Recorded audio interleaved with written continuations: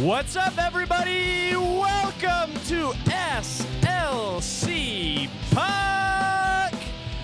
It's your host, Austin Facer, and you are tuned in to the goofiest hockey podcast in the world, SLC Puck, episode 54. It's an honor to be with you. Thank you for celebrating October with me. We had a lot of fun. We had the Halloween decorations. We had a different costume every episode in October. And I have completely blown the budget for the show's costume fund. So we're going to replenish that for now, and then we'll come back in a big way in December with decorations, costumes, all kinds of fun. If you want to support the tomfoolery here at SLC Puck, this is what you can do. I've got a nice little shop here, slcpuck.shop, where you can get all kinds of fun merch. Look at this. I got beanies, I got sweatshirts, hoodies, pieces of flair, t-shirts, stickers, all this great stuff. It's priced at cost, just so you know. I make almost no money on each sale, but you can make a donation if you'd like after making a purchase, and those are very much appreciated. So go ahead and check this out. See, the beanie's a cool one. I've got it on right here. They turn out really nice, too. I really like this beanie a lot, so I would definitely recommend picking this up. 20 bones. Are you kidding me? But otherwise, you want to support the goofiest hockey podcast ever conceived, you're welcome to do so by liking, commenting, subscribing, sharing, all that good stuff. So anyway, do all that. I know you guys are awesome, and I really do appreciate that. I'm coming to you on Sunday, the 3rd of November. It's a big day, the 3rd of November, and I'm going to tell you why in just a minute. But right now, we're dealing with the, I guess, I don't know what to call it, the aftermath, or we're still sort of regurgitating the results of last night's Utah Hockey Club game. They had an overtime loss to the Vegas Golden Knights, so they get 1 point in the standings, which is good, which is something to be proud of when you're facing one of the better teams in the National Hockey League. The Vegas Golden Knights are undefeated at home still, but the Utah Hockey Club gave them a run for their money last night. But, you know, just thinking about the game last night, I liken what happened in the game to sort of the situation I face when I go to Costco. And I go to Costco quite a bit. If you've been following the show, I talk about a few different things. I talk about Costco. I talk about, I think, what else? I talk about my Disney obsession, my background playing youth hockey, sports background, all that. But above all, we talk about two things mostly on this podcast, hockey and Costco. And for me, I'm learning, like, it's so important when you go to Costco and you see a parking spot, especially if you go to the Salt Lake City one, where it's kind of a madhouse most of the time. You see a parking spot, you take it. You have to be aggressive. You cannot wait for a better parking spot to come your way. You see anything in the vicinity of the front door, you take that freaking spot and you head in, you get your $1.50 dog, and you get on your way. And I think that's kind of the same mentality that I would like to see the Utah Hockey Club pick up. I think what I saw last night was a lot of hesitation to take the first available shot and instead work the puck around to try to get, you know, a better shot, a perfect shot. And I think in theory, it's a great idea. You know, I think it's sort of the quantity over quality conversation. But I think what we saw over the last few games, with the exception of last night's game, we saw the Utah Hockey Club really embrace a shot-first mentality against the San Jose Sharks, which was, you know, ended in a horrific loss where they blew a 4-1 lead. But then, you know, they brought that same strategy to their next game against Calgary and won 5-1, right? It was really that shot-first mentality. Nick Olchek, who's on the broadcast for the Utah Hockey Club, talked about how much he likes seeing that too. He likes seeing that aggressiveness. And for whatever reason, despite the success in those two games against San Jose and against the Calgary Flames, where they scored 9 goals across both those games, they totally abandoned this philosophy in their loss to the Vegas Golden Knights last night.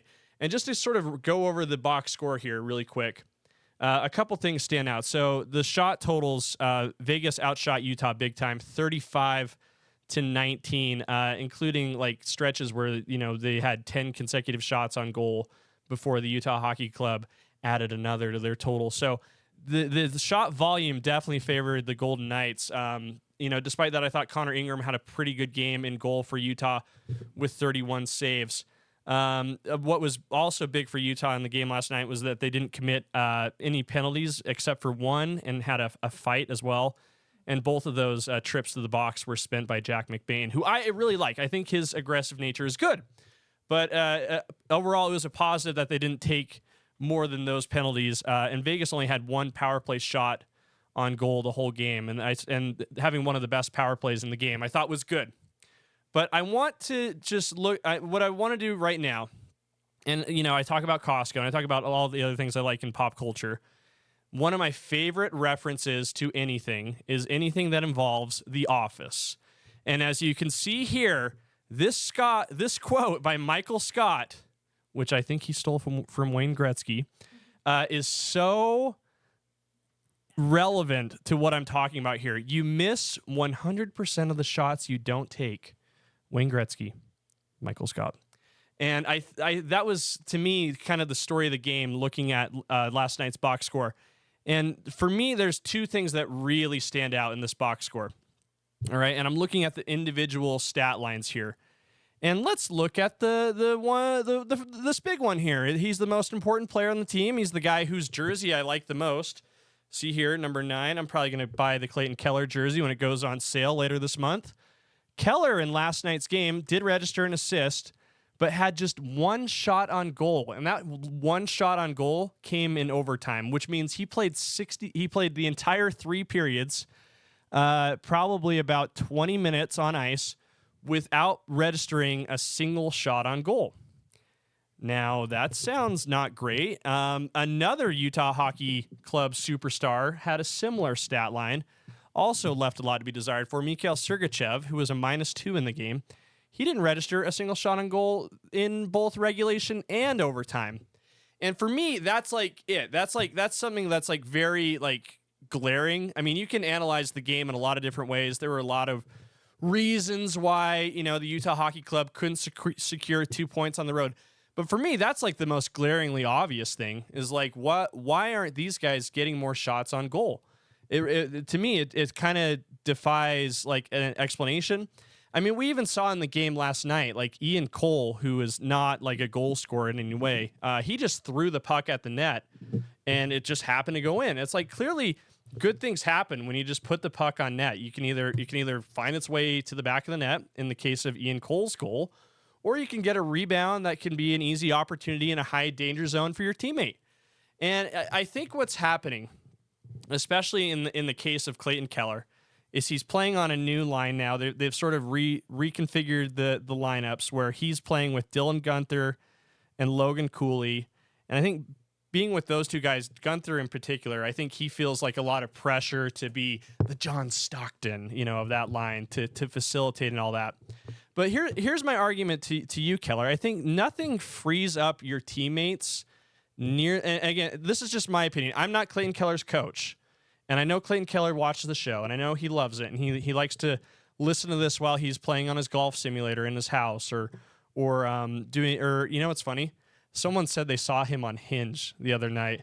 Yeah, I guess so. And you know what else is funny? That person who said they saw him on Hinge said they didn't realize who he was, and so she accidentally just like unmatched him and ghosted him, without realizing that he's like a very visible, very, very famous athlete. And so she didn't know that at the time. You have to think maybe had she known, he would have gotten a little bit more attention. I mean, for me, I would kill to be an athlete on Hinge or Tinder. I think that would be kind of a fun situation. But anyway, no love lost there. Keller, I think this is me just talking to you as a hockey fan, as a hockey enthusiast. It seems to me like you need to shoot the puck more. And I think there's no better way to free up your teammates, in particular Dylan Guenther. And we've seen this on the power play too. When Keller's involved, when he's a threat to score, he draws a lot of gravity to him. Like a lot of the defending team has to stay on him. They have to treat him like a threat. And that frees up passing lanes for Dylan Guenther. And when they're on the power play, Nick Schmaltz and on even strength, Logan Cooley are going to get more opportunities the more they take Clayton Keller seriously as a shooter. And here's the thing, he's a really good shooter too. You are, Clayton, you're a very good shooter. I'm looking at your NHL stats right now, NHL Edge stats, I should say. And just looking right here, your shot speed is above average. Your shots on goal, for the most part, are well above average. Your shooting percentage is excellent. You're shooting at 18.2%, Clayton Keller. That's well above the league average of around 12%. And goal scoring, you've done great, right? You have 6 goals on the year. That's above the league average of 2. And you spend the majority of your time in the offensive zone. You spend 44.2% in the offensive zone. While you're there, take a freaking shot, especially if you're playing against the Vegas Golden Knights. You're on the road. You're the underdog. You know, you're playing with house money, essentially. It was just, to me, such a shame that, you know, that they abandoned this shot first mentality for this game. I think this is going to be one of those games that you look back and go, man, had they done things a little bit differently, they could have slipped away with 2 points rather than just 1. And maybe, you know, if this team, you know, finds its stride and starts to become a contender for the playoffs, you know, in the spring, we're going to look back in these games like the Golden Knights game and definitely the San Jose game and go, geez, we left points on the table here. What the heck's going on? Why didn't we take Michael Scott's advice into consideration? You know, so I don't know what has to be done. I know the guys are still on a road trip. What I would do is just download Peacock, which is where The Office lives on now. It's not on Netflix. And just watch The Office and see what wisdom you can gain from Michael Scott, because that advice seems very prescient and very helpful. And I would just add that that's the same case for Mikhail Sergachev. I think like the fact that neither of these guys registered a single shot on goal in regulation. Keller did have the one in overtime. To me, that's like, and I'll just say it's kind of unacceptable. Like that can't happen in a game again. Good things just happen when these guys shoot. And again, I'm looking at Mikhail Sergachev's NHL Edge stats. I mean, he's got an above average shot. He, in a lot of ways, this shot speed, his top shot speed at 94 miles an hour is above the average top shot speed for league wide. He gets a lot of shots on goal. His shooting percentage is pretty solid as well. And we just see so many times, especially in those 2 games I was referring to, the San Jose game and the Calgary game, when they got shots from the point, when they got shots from guys like Mikhail Sergachev, good things happen. And so I would just say, Utah Hockey Club, keep it simple. Shooters got to shoot. Whoosh. I mean, imagine like a game where like Steph Curry didn't take a single 3-pointer. That would be insane. That would be totally bizarre. That would completely diminish the Golden State Warriors' chances of winning, you know, any given game. You're a shooter. You guys are shooters. You should shoot. And I understand that, you know, for Keller, you want to facilitate your teammates. But, man, you can take a lot of pressure off them by being a threat yourself. So I hope to see that change. Obviously, they're still on a road trip. They got a big game coming up on Tuesday against the Winnipeg Jets, who might be the best team in the NHL. And yes, they do have probably the best goaltender in hockey, Connor Hillebuyck. And I'm pretty sure I said that right. It's that second E in his name that throws me off, and he's got a Y in there too. Hillebuyck, I think, is how you say it. And if you follow the show, you know I'm really bad at pronouncing names. But they've got to challenge him. They've got to make him prove that he's the best goalie in hockey. And I would really like to see Sergachev and Keller do their job and get some shots on net and help the team try to steal a point or two on this one. If another overtime loss point would be great. If they can get a win against Winnipeg, ooh, baby, that would be a really nice little feather in the cap. That would probably be their best win of the year. So I'm interested in seeing how that comes together. I'm probably going to do a post-game live after that game on Tuesday. It might be from here. It might be from SLC Puck Studios. I do the majority of the post-game lives from my swanky apartment in Sugar House. So we might be here in Seaville doing the post-game show for you. So stay tuned on that. But, you know, we'll get to that later. Today is November 3rd. I teased you guys saying that it's a big day for hockey in Utah. I'm sure you're curious why. There's no game today, Austin, and you're just doing your silly little podcast that you do every Sunday. What makes today such a big deal? Here's why. It's Pizza's birthday. You heard me. It's Pizza's birthday, and I'm referring to Doug Palazzari, Salt Lake Golden Eagles legend. And if you don't know who Doug Palazzari is, I'm not mad at you. It's just because you're probably new to hockey in Utah. But if you are a hockey historian, and I know my good buddies, Dave Suter is going to appreciate this episode. Brian Acord is very much going to appreciate this episode. So I'm looking forward to hearing them, chirp up and drop a note in the comments. But today is a big day. We would like to extend our best birthday wishes to Doug Pizza Palazzari, who is without a doubt the most influential figure, probably the most important, maybe other than Ryan Smith now, But I guess everything preceding the Utah Hockey Club era, when you talk about the most important person in Utah's hockey scene, it's without question Doug Palazzari. And I've got his bio here pulled up. He's in the United States Hockey Hall of Fame Museum. Just show you some quick facts on Doug Palazzari and why he's such a big deal here. So Palazzari, he was the executive director of USA Hockey starting in 1999. But before that, he had an incredible professional career. He grew up in Minnesota, and his dad, Aldo, was a professional hockey player as well.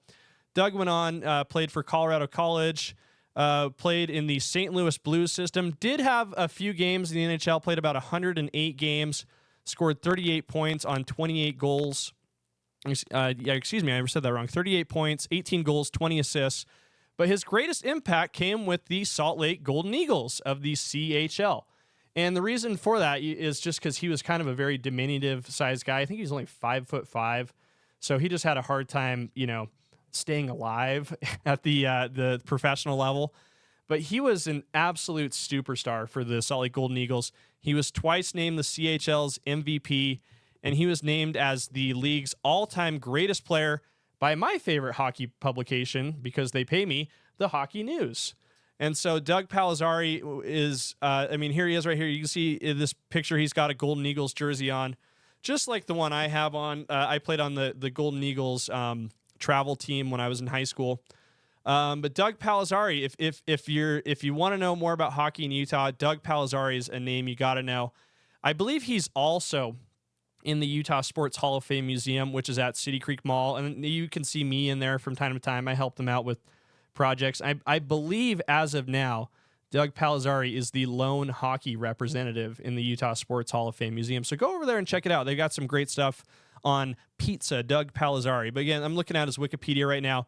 Yeah, just small guy, 5'5", 170 pounds, center, left-handed shot. Just had a few, I guess more than a cup of coffee with the St. Louis Blues. But his best year, the year that really etched him into the annals of Utah hockey history, came in the 1979-1980 season, when he had, in 74 games for the Salt Lake Golden Eagles, he had 48 goals, 61 assists for 109 points. So Doug Pizza Palazzari is the man, and we want to extend him a very happy 72nd birthday today. So again, I have a few friends. I mentioned Dave. I mentioned Brian, who still know and love, the old days, the Salt Lake Golden Eagles days. I love seeing Dave Suter at the games play. And if you followed hockey at all leading up to the introduction of the NHL, and I've talked about Dave on the show. I'd love to get him on at some point. It's just it's easier to just turn the camera on and just do it by myself. So I think I'll save an episode with Dave for like the summer when things slow down. But it's fun to see Dave at the rink, and he's very recognizable in the Delta Center because he's got the sickest Golden Eagles gear. He's got like the crazy vintage jackets. He's got game worn jerseys from the 70s. I saw he and his wife at the Delta Center the other day, so it was nice to catch up with them for a little bit. But again, Doug Pizza Palazzari, put that name in your memory bank. If you're on Jeopardy, and the double Jeopardy question is, guy who was long considered the greatest hockey player in the history of professional hockey in Utah, ring the buzzer and say, who is Doug Palazzari, and you'll win double Jeopardy. That's my advice. So happy B-Day to Doug. It'd be great to chat with Doug at some point. So I don't know if anybody can help make that happen. I'm sure he still has, great feelings towards Salt Lake City, much like Salt Lake City has great feelings towards him. And, again, it's just been so fun to see the growth of hockey since then. I think Palazzari would probably be amazed to see where hockey is in Utah now. And I talked about this the other day on a recent episode. I think it's really fun to see the growth in other areas of the sport too. And to me, it seems like there's a really big opportunity to grow the sport with the female demographic. And I remember, when I played hockey for Viewmont, and my senior year was 2010, we had a girl on our team. We had Bobby Bangeter was on our team, and she was awesome. Her mom was super cool. They were very involved, and Bobby was an awesome asset on the JV team, and she suited up for a few varsity games. But really, it was kind of like rare to see a girl playing hockey, especially at that age. And I can't imagine how interesting that must have been for Bobby to just be the one girl on a team full of dudes, especially because, we were all kind of bums, But I noticed this the other week. I thought this was kind of interesting. There's actually a Utah high school hockey girls league now, which I think is really interesting. And I'm kind of interested in seeing that develop more. And another news item that I thought was kind of interesting was that the PWHL, the Professional Women's Hockey League, is looking to expand by 2 new teams, and they're taking RFPs right now from markets that would be interested in having a Professional Women's Hockey League team. And an RFP is a request for proposal. It's basically it's a bid that these markets, these cities are going to make for a WPHL team. And I just tell you this, I would be shocked if the Utah Hockey Club organization, if SEG, Smith Entertainment Group, does not throw their hat in the ring to land a professional women's hockey team in Utah. I think that's something that could definitely happen. Would not surprise me at all to at least hear that they've thrown their hat in the ring. And maybe that'll happen in a few years. Maybe that'll happen in 5 years, in 10 years when they get the Delta Center all built. And again, my theory has long been that Smith Entertainment Group is going to acquire the Maverick Center and the Utah Grizzlies. Now, wouldn't it be nice to have another tenant in the building? Maybe a professional women's hockey club team? I don't know. I think that's something to keep an eye on. I mean, we're going to see some of the best female players in the world at the Maverick Center this week on November 8th, on Friday. I think they're calling it the Rivalry Series. So Team Canada's women's team and Team USA's women's team going to be facing off on Friday. I know the Puck Drop podcast boys are going to be there doing some kind of video show thing there. So we'll keep an eye out for that and make sure you check that out when that drops. But again, it's so fun to just see people kind of fall in love with hockey. And I am noticing more and more women are getting into hockey. I talked about this on a recent episode. I was just sitting there at the Avalanche game, missing most of it because I was in the 1-goal view seats. And the person behind me tapped me on the shoulder to introduce themselves and say that they liked the show. It was a girl. It was crazy. I check my analytics from time to time. I can see that this show is overwhelmingly enjoyed, let's say that, by a male audience. So I was totally shocked, again, that a representative from the 1%, from the women, just happened to be sitting right behind me. But again, that to me tells me that there's an opportunity to reach out to more people. My mom and sister are getting really into hockey. They're watching all the games. They're texting me during the game like, what was that? That call is stupid. Like all that kind of good stuff. Hockey's for everybody. Hockey is fun. Like, people really like it. I knew this was going to be a big hit with a lot of people in this market, and it's fun to see the women embrace this. So I would just say, if you have a female hockey fan in your life, send them here. Send them to SLC Puck. If you really want to impress a girl, guys, this is advice for the fellas, okay? Not only should you be showing up on your date with a bouquet of flowers, bring some SLC Puck merch too. Bring a beanie for the girls. Chicks love beanies. Get them a beanie from my shop. And let me tell you, if you promise to give one of my beanies to someone on your first date, I will pay for the beanie. Okay? I just need you to submit proof that you do that. I will pay for the beanie. So do that. Submit proof. I will reimburse you. And let me post about it, talk about it on the show. Okay? Does that sound like a deal? Let's reach a deal there. Okay? But anyway, let's call it a show there today. Sunday, November 3rd. Happy birthday to Pizza Boy, Doug Palazzari, 72 years old, made a huge impact on Utah hockey. Love to see it. Utah Hockey Club has a big game on Tuesday. We'll talk then, do a post-game live show so long as I can. Have a lot of things going on right now. But hey, this is a priority for me, entertaining the masses. So thank you guys for tuning in. Don't forget to like, comment, subscribe, and we'll talk soon. Thanks.